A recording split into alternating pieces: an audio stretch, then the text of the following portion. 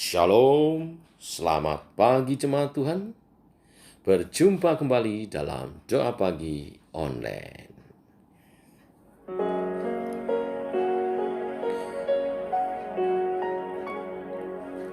Hidupku menggenapi firman-Mu,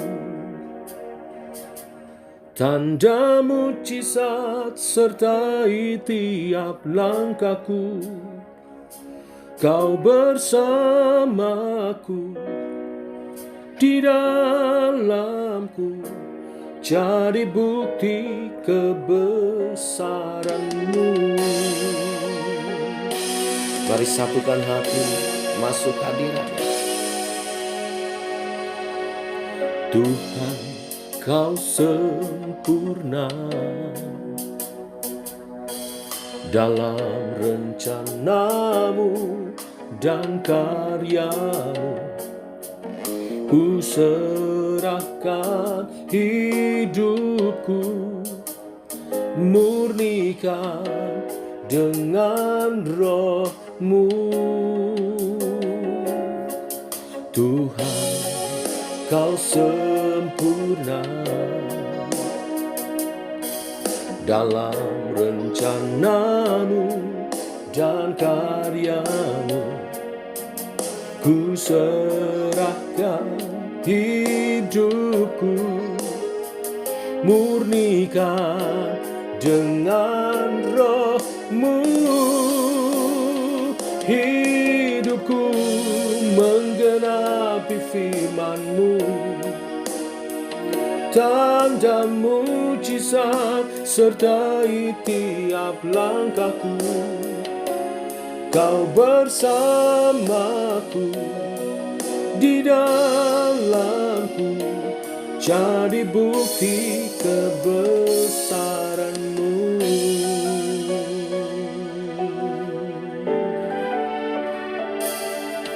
Tuhan, Kau sempurna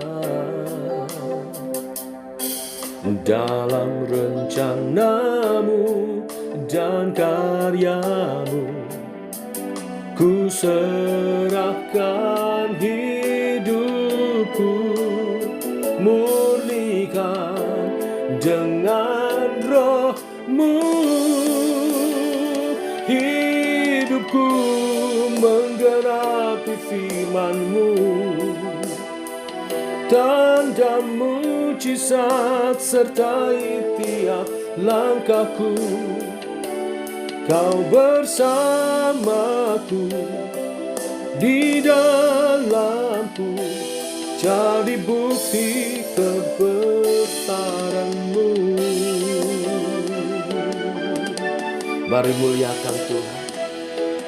Dia layak terima pujian, hormat, kemuliaan dari kita. Sebab kasih-Nya besar, rancangannya ajaib dan agung.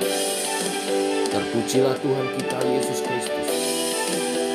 Mulialah namanya, agunglah kerajaan.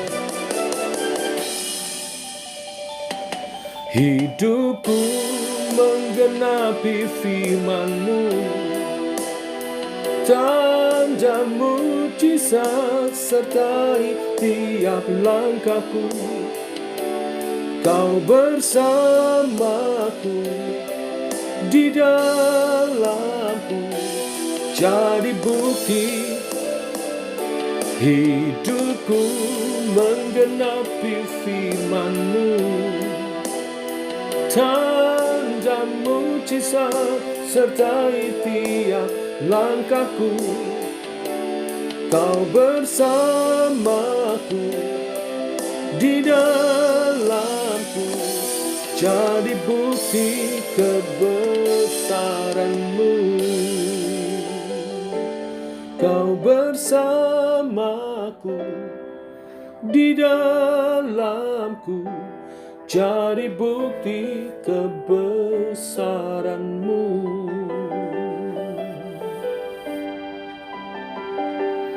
Oh, kebesaran-Mu Tuhan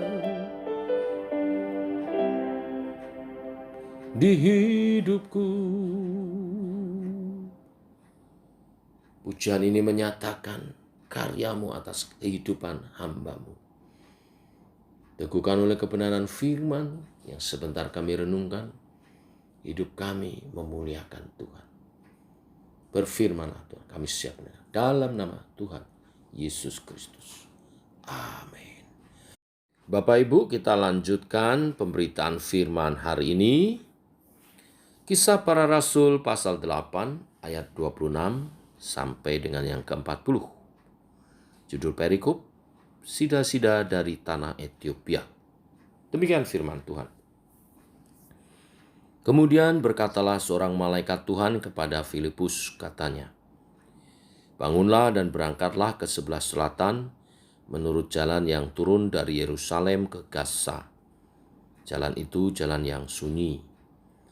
Lalu berangkatlah Filipus, adalah seorang Ethiopia, seorang sida-sida, pembesar dan kepala perbendaharaan Sri Kandake, ratu negeri Ethiopia, yang pergi ke Yerusalem untuk beribadah. Sekarang orang itu sedang dalam perjalanan pulang dan duduk dalam keretanya sambil membaca kitab Nabi Yesaya.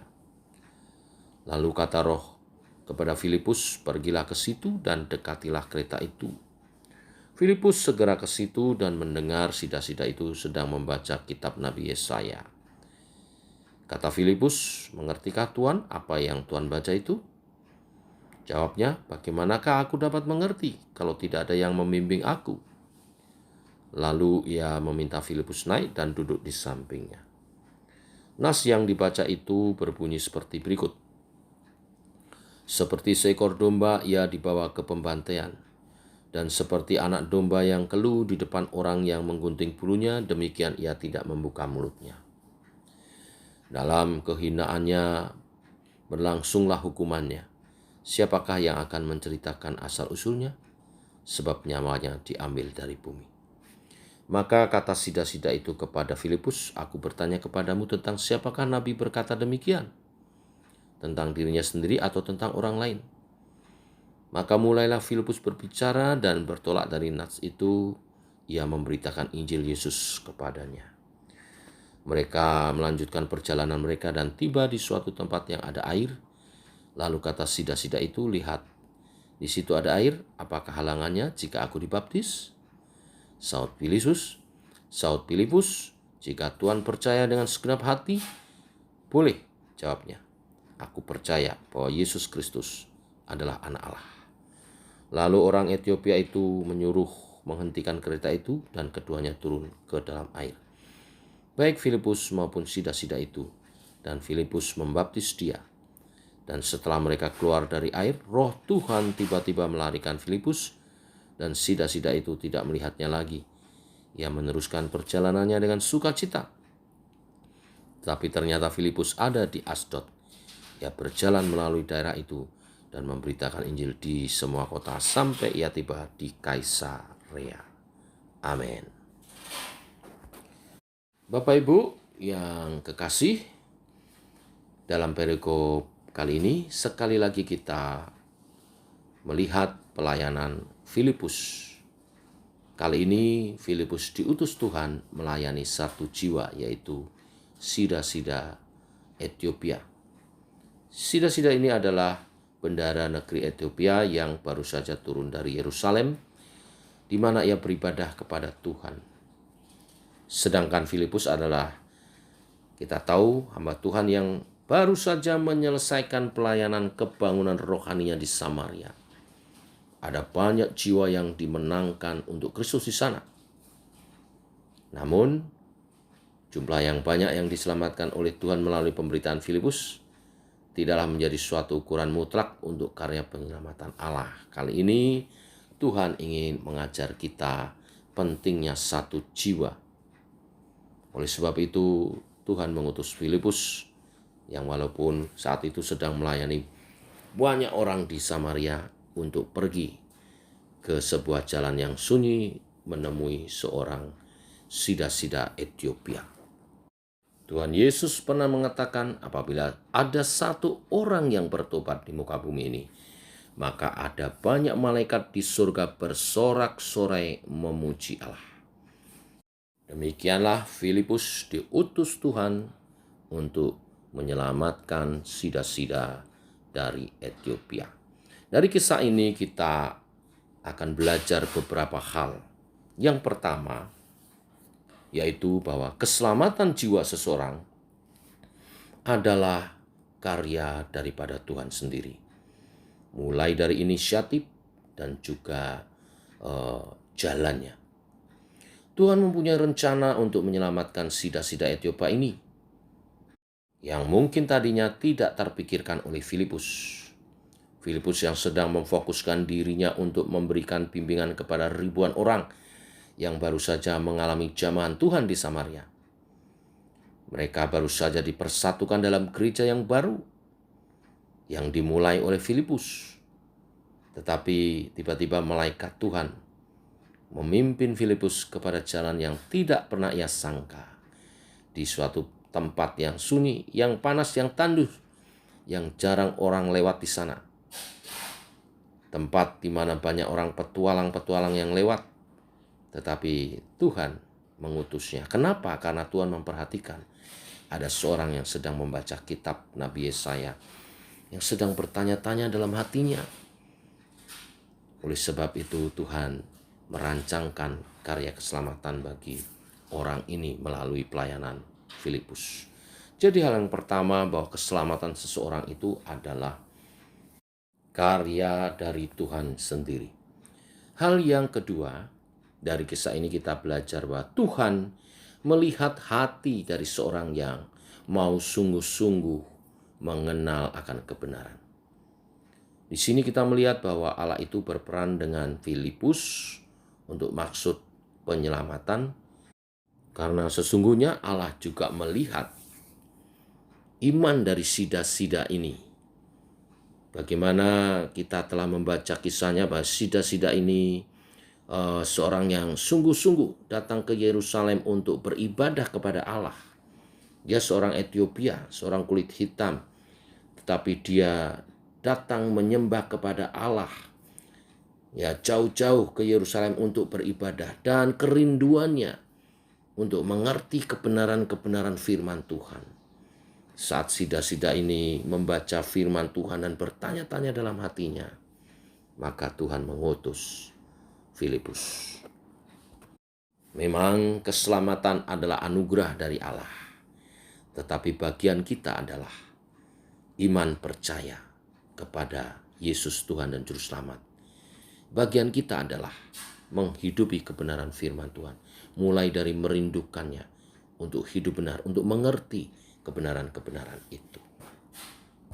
Ketika Filipus menjelaskan kebenaran firman kepada sida-sida ini, ia merespon dengan sangat baik dan mengambil keputusan untuk menerima Yesus sebagai Tuhan dan Juru Selamat. Bahkan sida-sida itu menyerahkan dirinya untuk dibaptis. Jadi dalam penyelamatan ada bagian yang dikerjakan oleh Tuhan, menyatakan anugerahnya. Tetapi juga oleh hamba Tuhan yang melayani, dan juga oleh respon daripada si pendengar seperti sida-sida ini. Ini yang kedua. Yang ketiga, Bapak Ibu Saudara sekalian, dari kisah ini kita belajar tentang bila seseorang telah melayani dan berhasil membawa orang datang kepada Tuhan, Tuhanlah yang harus dipermuliakan dan bukan hamba Tuhan yang melayani itu. Dalam pelayanan Filipus kepada sida-sida, Allah menunjukkan bahwa yang patut menerima kemuliaan itu adalah Dia sendiri.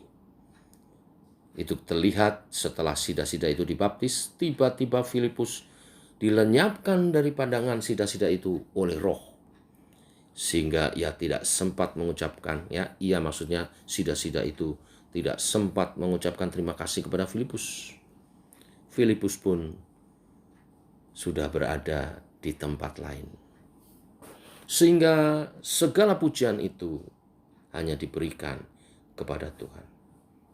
Filipus dilarikan oleh Roh Tuhan ke tempat lain yang sedang menantikan pelayanannya yang baru. Bapak, Ibu, Saudara jemaat Tuhan, mari kita belajar untuk mempersembahkan segala kemuliaan hanya bagi Tuhan. Sebagai penutup, saya akan ceritakan sebuah kisah Pada suatu hari ada seorang budak perempuan yang cantik dibawa oleh tuannya untuk dilelang di pasar budak. Melihat pemudi yang cantik itu, maka datanglah anak-anak muda kaya yang berduyun-duyun untuk membelinya. Kemudian pengusaha itu melelangnya dan mulai menawarkan kepada orang banyak yang hadir di situ. Setiap pemuda kaya itu menawar bayaran yang tinggi untuk mendapat pemudi yang cantik itu, budak yang cantik itu. Mereka saling bersaing, saling memberi harga yang tinggi untuk budak yang cantik itu. Tetapi tiba-tiba datang seorang yang tua, peot, kumal, menawar budak cantik ini dengan harga yang begitu tinggi sehingga tidak seorang pun yang dapat menyainginya lagi. Lalu akhirnya budak cantik ini diperoleh oleh bapak tua ini. Namun budak cantik ini jadi geli, jadi jijik sama bapak ini.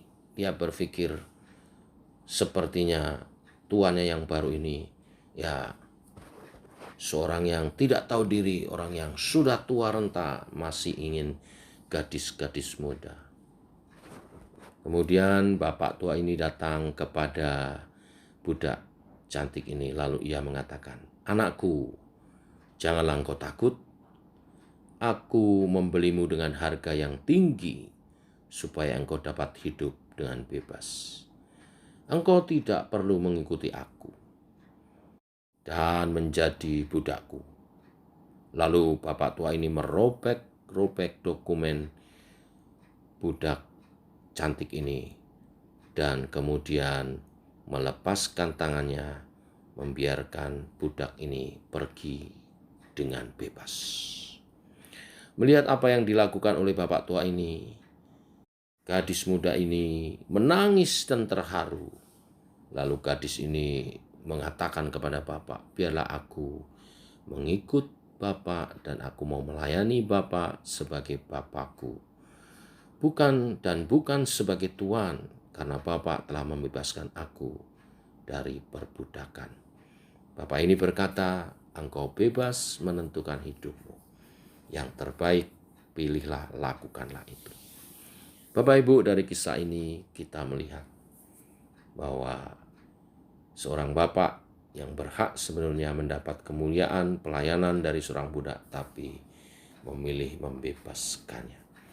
Demikian kita seharusnya para pelayan melayani bagi kemuliaan nama Tuhan. Dan Tuhan akan memakai kita luar biasa.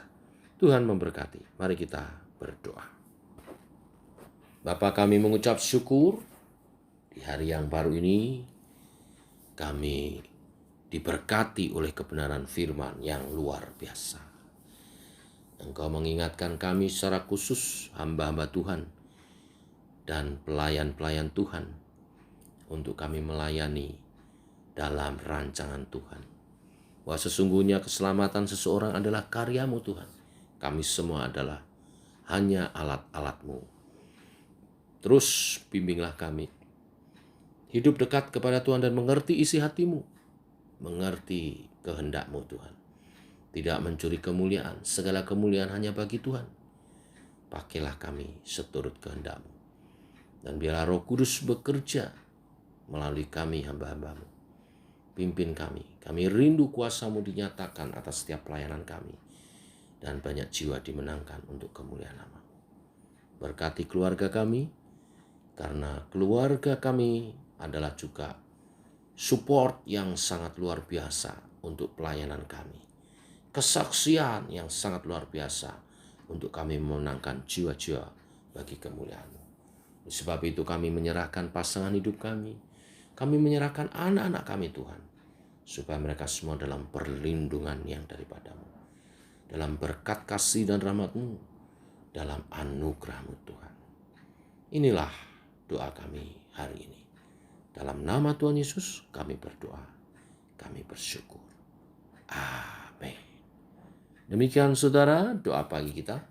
Selamat pagi, selamat berjalan bersama dengan Tuhan. Shalom, tetap semangat.